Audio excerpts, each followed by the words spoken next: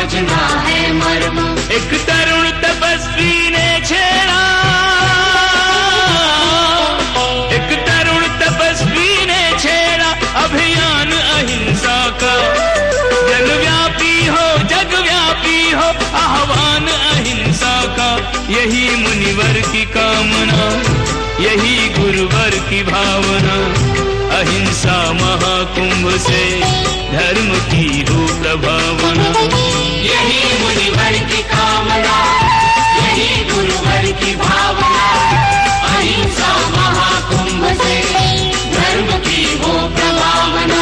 वो घोड़ा राजा जिस घोड़े पर बैठा था वह टेढ़ी गति से चलने वाला था, इसलिए वो विपरीत दिशा में ले गया। वहां जंगल गया, जंगल में भटक गया। उसके सारे संगी था साथी छूट गया, अकेला पड़ गया। और जंगल में भटकने के बाद जब राजा को जोर से प्यास लगी, तड़प गया पानी के लिए, एक गिलास पानी के लिए, एक घूंट पानी के लिए। दर दर भटका, तलाश की, खोज की, कहीं पानी ना मिला। उसने देखा सामने से एक चरवाहा चला आ रहा था। भेड़ों को चराने वाला, बकरियों को चराने वाला एक चरवाहा चला आ रहा था। राजा ने सामने जाके उससे अनुरोध किया, उससे प्रार्थना की कि भाई मैं प्यास के मारे मरा जा रहा हूं, मुझे पानी चाहिए, मुझे पानी ला करके दो, मुझे पानी पिलाओ। अगर मुझे पानी नहीं मिला तो मैं मर जाऊंगा। चरवाहा ने कहा आप आखिर हैं कौन? आप अपना परिचय दे। सम्राट ने कहा तुम्हें नहीं पता, मैं इस देश का सम्राट हूं, राजा हूं, तुम्हारा महाराज हूं। आप सम्राट हैं, आप सम्राट हैं, आप राजा हैं, आप महाराजा हैं। बात हमें समझ में नहीं आ रही है। आप ऐसे अकेले भटक गए, इसकी वजह क्या है? राजा ने बताया कि इस घोड़े पर बैठकर आया, ये वक्र गति से टेढ़ा चलने वाला है, इसके कारण से मैं भटक गया, मेरे संगे साथी छूट गए हैं, इसीलिए मुझे प्यास लग रही है, मुझे पानी ला करके दो।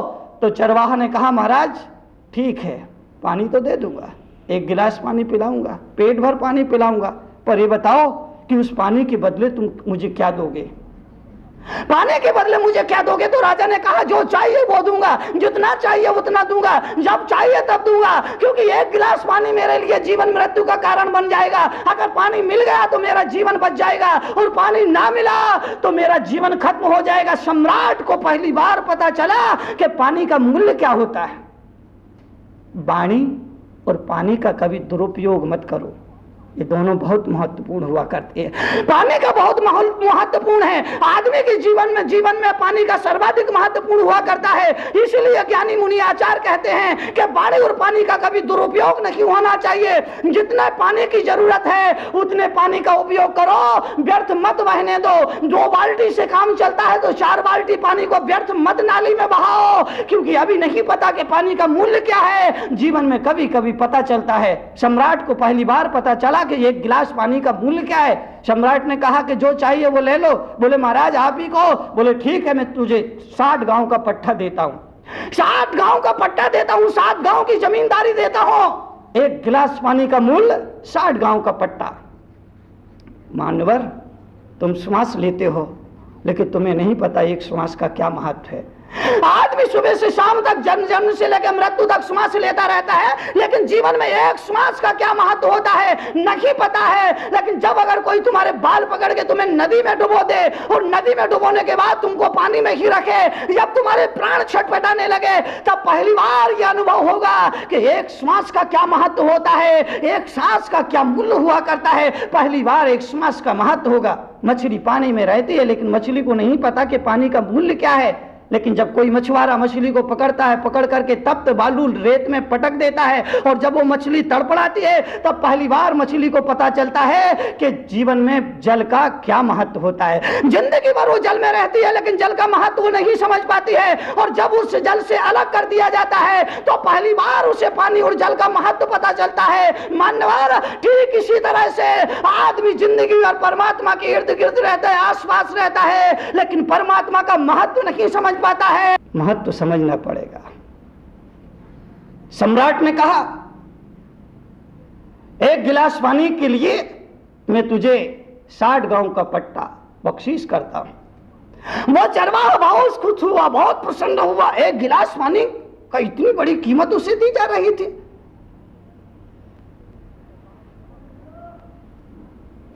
चरवाहा ने कहा महाराज मौजवानी बात नहीं चलेगी, आप लोगों को क्या पता है, यहां कह दो पानी पीने के बाद भूल ही जाओ।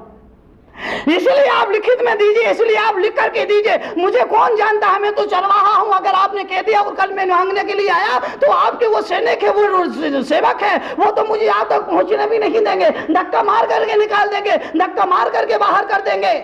इसलिए महाराज आपसे अनुरोध है, आपसे प्रार्थना, आपसे गुजारिश, आपसे मेरी विनंती है, क्या आप मौजबानी नहीं, आप लिख करके दीजिए। राजा ने कहा ठीक है, ठीक है, लिख करके देता हूं। लाओ, किस चीज पर लिख दूं? जंगल में कुछ लिखने के लिए तो था नहीं, एक पत्ता पड़ा था, एक वृक्ष का टूटा हुआ पत्ता पड़ा था। पत्ते पर ही सम्राट ने लिख दिया कि मैं तुझे 60 गांव का पट्टा बख्शीश करता हूं। लिख करके दे दिया, देना पड़ा। जो स्वेच्छा से छोड़ देता है वो ज्ञानी होता है, और मौत जिसे छोड़ने के लिए विवश और मजबूर कर दिया करती है वो अज्ञानी होता है। छोड़ना तो है, सभी को छोड़ना पड़ता है, छोड़ना ही पड़ेगा। जो जीते जी छोड़ दे वो ज्ञानी, और जो मरने के बाद छोड़े वो अज्ञानी। क्या बनना है सोच लेना, निर्णय कर लेना, विचार कर लेना। अभी नहीं, फुर्सत के क्षणों में। तुमको तो फुर्सत मिलती ही नहीं है अच्छे काम के लिए। बेवकूफियों के लिए आदमी के पास बहुत फुर्सत है, नादानियों के लिए आदमी के पास बहुत फुर्सत है। 2 घंटे टीवी के सामने बैठ कर के 4 घंटे टीवी के सामने बैठ कर के बर्बाद कर देगा, समय है। आधा घंटा तक पान के ठेले पर खड़े होकर के इधर उधर की गपशप मार के समय बर्बाद कर देगा, समय है। बाजार में चौराहे पर खड़े होकर के इसकी बुराई उसकी आलोचना करने में घंटा भर लगा देगा, समय है। 2 बार अखबार पढ़ लेगा, उसके लिए समय है। अरे घर में अखबार अलग पढ़ता है, सुबह अखबार पढ़ने के बाद ऑफिस जाता है, उसी अखबार को फिर पढ़ता है ऑफिस में बैठ करके, और शाम को जब वापिस अपने घर लौटता है फिर उसी अखबार को तीसरी बार फिर पढ़ने बैठ जाता है। और मेरा जैसा आदमी उसके पास जाके कहा कि भाई साहब इस अखबार को तो आप घर में पहले भी पढ़ चुके थे, शायद ऑफिस में भी आपने इसको एक बार पढ़ा होगा, और आप तीसरी बार फिर पढ़ने बैठ गए। तो आप जैसे आदमी कहते हैं कि क्या करूं साहब, टाइम पास कर रहा हूं, टाइम पास कर रहा हूं। एक बार कहता है कि धर्म ध्यान के लिए मेरे पास समय नहीं है। अगर उस आदमी से कहा जाए कि जीवन में थोड़ा सत्संग कर लिया कर, जीवन में थोड़ा दान पुण्य कर लिया कर, जीवन में थोड़ा भगवान का भजन कीर्तन कर लिया कर, जीवन में थोड़ी सी स्तुति प्रार्थना कर लिया कर, तो वो आदमी कहता कि मेरे पास टाइम नहीं है, मेरे पास समय नहीं है। और उसी आदमी से पूछा जाए कि तीसरी बार इस अखबार को क्यों पढ़ रहा है, तो कहता है क्या करूं, टाइम पास कर रहा।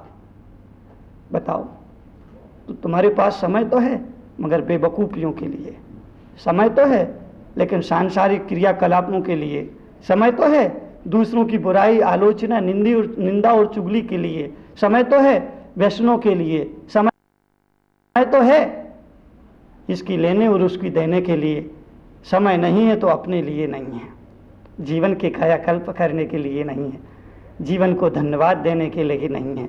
इसलिए मैंने कहा कि मरने से पहले जीवन की सुरक्षा कर लेना। अरे घर से निकलने से पहले जीवन बीमा करा लेना, क्योंकि बाहर मौत मंडरा रही है, बाहर बहुत खतरे हैं, बहुत खतरा है बाहर, कदम कदम पर खतरा है। सुबह घर से निकला आदमी शाम को सही सलामत वापस लौट आए, दिल्ली जैसे शहर में इसकी कोई गारंटी नहीं है गारंटी?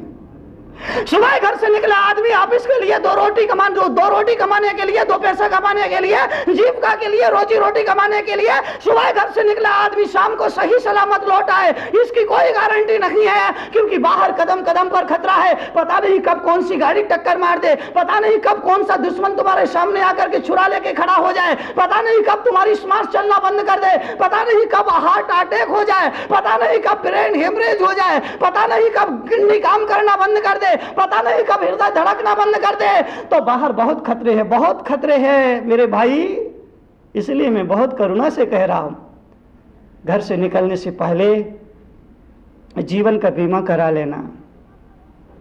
और जीवन बीमा से मेरा इतना ही तात्पर्य है, जीवन बीमा से मेरा इतना ही अर्थ है, लाइफ इंश्योरेंस से मेरा इतना ही प्रयोजन है कि सुबह उठ करके 5 मिनट 10 मिनट बैठ करके, घंटा आधा घंटा बैठ करके, 1-2 घड़ी बैठ करके उस परम पिता परमात्मा को धन्यवाद दे लेना, उसकी प्रार्थना कर लेना, उसकी अरदास कर लेना, उसको नमन कर लेना, शांत मन से, सच्चे मन से, हृदय से उसे एक बार पुकार लेना और कहना कि हे मेरे परमात्मा, तू मैं बाहर जा रहा हूं, तुझे मेरे साथ रहना है, रक्षा कवच का काम करना है, आशीष बना करके रखना है। एक तू ही तो रखवाला है जो बाहर मेरी रक्षा कर सकता है, बाकी तो कोई रखवाला है नहीं, बाकी कोई सहारा नहीं देखता है, बाकी कोई आसरा नहीं देखता है। इसलिए मेरे प्रभु, मेरे ईश्वर, मेरे ब्रह्मा, मेरे जिनेंद्र, मेरे बुद्ध, मेरे महावीर, तुम मेरे साथ रहना। उस प्रभु का आशीष, उस गुरु का अनुग्रह अपने साथ लेकर के चलना, तो रक्षा होगी, तो सुरक्षा होगी। अगर जीवन बीमा करा करके निकलते हो, लाइफ इंश्योरेंस करा करके निकलते हो, और अगर कहीं दुर्घटना घट जाती है, जीवन के किसी मोड़ पर अगर जीवन खत्म हो जाता है, तो घबराने की जरूरत नहीं है, चिंता करने की जरूरत नहीं है। वहां जीवन बीमा है। अगर जीवन का चिराग बुझ भी जाता है, तो जहां भी जीवन का चिराग जलेगा वहां समृद्धियां होंगी, वहां अमन चैन होगा, वहां देवता तुम पर पुष्प की वृष्टि करेंगे, वहां प्रकाश होगा, वहां सत्य होगा, वहां परम सुख और परम आनंद होगा, क्योंकि तुमने अपने जीवन का बीमा करा लिया था। इसलिए तो कहते हैं, तुलसी बाबा ने कहा है, एक घड़ी आधी में पुनियाद। तुलसीदास ने कहा, एक घड़ी सुबह उठ के भजन कर ले, 24 घंटे में 60 घड़ी होती है, 1 घंटे में 2 घड़ी होती है, 24 मिनट की 1 घड़ी होती है। तो तुलसीदास जी कह रहे हैं कि यूं तो 24 घंटे भजन करना चाहिए, 24 घंटे कीर्तन करना चाहिए, लेकिन 24 घंटे अगर संभव नहीं है तो 24 घंटे में 24 मिनट तू भगवान का भजन जरूर कर, भगवान का कीर्तन जरूर कर, भगवान की पूजन जरूर कर, भगवान का नमन स्मरण जरूर कर। इससे तुझे ऊर्जा मिलेगी, इससे तुझे प्रेरणा मिलेगी, इससे जीवन में गति मिलेगी, इससे जीवन में तुझे नई शक्ति मिलेगी, इससे जीवन में नया उत्सव और नया संगीत मिलेगा। इसलिए तू एक घड़ी भजन जरूर कर। लेकिन वो जिज्ञासु था, उसने कहा कि बाबा, 1 घड़ी का समय मैं नहीं दे सकता हूँ, बाल बच्चे हैं, बीवी है, पत्नी है, माता है, पिता है, बड़ा चौड़ा परिवार है, लंबा चौड़ा काफिला है। अगर मैं 24 मिनट अगर भगवान के भजन कीर्तन करने बैठ गया तो मेरे को तो पीछे रह जाऊंगा, और मेरा रोजी रोटी के लिए कब समय निकलेगा, मैं व्यापार बिजनेस कब करूंगा। तो तुलसीदास जी ने कहा, 24 मिनट तुझे बहुत ज्यादा लग रहे हैं, 24 घंटे में 24 मिनट ज्यादा लग रहे हैं, बड़ा बेईमान है तो, बड़ा बेईमान है। 24 घंटे में से 24 मिनट तुझे बड़ा लंबे लग रहे हैं, बड़ा भारी लग रहा है, बड़ा बेईमान है तो। लेकिन तुलसी बाबा हार मानने वाले नहीं थे, उन्होंने कहा कोई बात नहीं, 1 घड़ी आधी घड़ी। बाबा, अगर 24 मिनट नहीं कर सकता, 1 घड़ी नहीं कर सकता, तो आधा घड़ी भजन कर ले, तेरे जीवन का उद्धार हो जाएगा, तेरे जीवन का कल्याण हो जाएगा। 12 मिनट तो बैठ करके कम से कम भगवान को भजन कर ले, 12 मिनट तो बैठ करके कम से कम उसका सुमरण कर ले। जिसके सुमरण करने से मरण सुधर जाया करता है, उसका सुमरण कर ले मेरे भाई, तेरा कायाकल्प हो जाएगा। लेकिन उस जिज्ञासु ने कहा कि तुलसी बाबा, 12 मिनट भी बहुत होते हैं, 12 मिनट थोड़ा सा कम नहीं कर सकते। तुलसी बाबा ने कहा कोई बात नहीं, 1 घड़ी आधी में पुनियाद, आधी घड़ी में से भी आधी घड़ी। बोले तू 6 मिनट ही भजन कर ले, 6 मिनट भजन करेगा तो भी तर जाएगा, 6 मिनट भजन करेगा तो भी भवसागर से पार उतर जाएगा। अगर सुबह उठ करके 6 मिनट भी तूने सच्चे मन से उस परम करुणा सागर को पुकार लिया तो तेरा भवसागर से उस पार पहुंचना तय है। 6 मिनट अगर तूने कर लिया तो तेरा कायाकल्प हो जाएगा। इसी बात को जैनाचार्य पद्मनंदी ने कहा, ब्रह्म मुहूर्त उत्थाय ध्यायेत् पंच नमस्कारम। ब्रह्म मुहूर्त में उठ करके 108 बार नवकार मंत्र का जाप करो। बड़ा सुंदर कथन उन्होंने कहा, बड़ा सुंदर वक्तव्य दिया। जैनों का संविधान बनाते हुए आचार्य पद्मनंदी ने लिखा है कि ब्रह्म मुहूर्त उत्थाय ध्यायेत् पंच नमस्कारम। सुबह उठ करके 108 बार नमोकार मंत्र का जाप करो। अगर 108 बार नमोकार मंत्र का जाप नहीं कर सकते तो कम से कम 36 बार जरूर नमोकार मंत्र का जाप करो। और अगर 36 बार नमोकार का मंत्र का जाप नहीं कर सकते तो कम से कम 9 बार नमोकार मंत्र का जरूर जाप करो। और अगर 9 बार भी नमोकार मंत्र का जाप नहीं कर सकते तो उन्होंने कहा कि कम से कम 5 बार जरूर 9 बार नाम नमोकार मंत्र का जाप करो। और 5 बार भी नहीं कर सकते तो कम से कम 3 बार जरूर नमोकार मंत्र का जाप करो। और 3 बार भी नहीं कर सकते तो उन्होंने कहा कम से कम 1 बार जरूर नमोकार मंत्र का जाप करो। और 1 बार भी नहीं कर सकते तो चुल्लू भर पानी में डूब मरो। अब उस आदमी को जीने का अधिकार भी क्या है जो 1 बार भी उस परमपिता परमात्मा का नाम स्मरण न कर पाए? उसे अब जीने का कोई अधिकार नहीं। इसलिए कहा कि चुल्लू भर पानी में डूब मरो। अगर आप जानना चाहते हैं जीवन का व्यवहारिक ज्ञान, चाहते हैं अपने जीवन में परिवर्तन, तो पढ़िए जीवन के व्यवहारिक ज्ञान से रूबरू कराती विश्व में कड़वे प्रवचनों के लिए विख्यात क्रांतिकारी राष्ट्र संत मुनि श्री 108 तरुण सागर जी महाराज की बहुचर्चित पुस्तक कड़वे प्रवचन, जिसका नाम दर्ज है Guinness book of world records में 14 भाषाओं में, जिसकी अब तक 7 लाख प्रतियां प्रकाशित हो चुकी हैं। देश के सभी AH व्हीलर के रेलवे बुक स्टॉल्स पर उपलब्ध कड़वे प्रवचन के 8 भागों का पूरा सेट मात्र 1200 रुपए में एवं कोई भी एक भाग मात्र 150 रुपए में। पोस्टिंग एवं हैंडलिंग चार्जेस एक्स्ट्रा। मंगवाने के लिए आज ही संपर्क करें 196 सेक्टर 18 फरीदाबाद हरियाणा। संपर्क सूत्र 0129 22625549 098 107 ईमेल ahimsamahakumbh108@gmail.com। क्रांतिकारी राष्ट्र संत मुनि श्री तरुण सागर जी महाराज के क्रांतिकारी विचारों को जानने व समझने के लिए घर बैठे ही मंगवाएं अहिंसा महाकुंभ पत्रिका और मुनिश्री के विचारों को पढ़कर सुधारें अपना जीवन। अहिंसा महाकुंभ पत्रिका की आजीवन सदस्यता प्राप्त करें मात्र 2100 रुपए में। आज ही संपर्क करें अहिंसा महाकुंभ पत्रिका 196 सेक्टर 18 फरीदाबाद हरियाणा।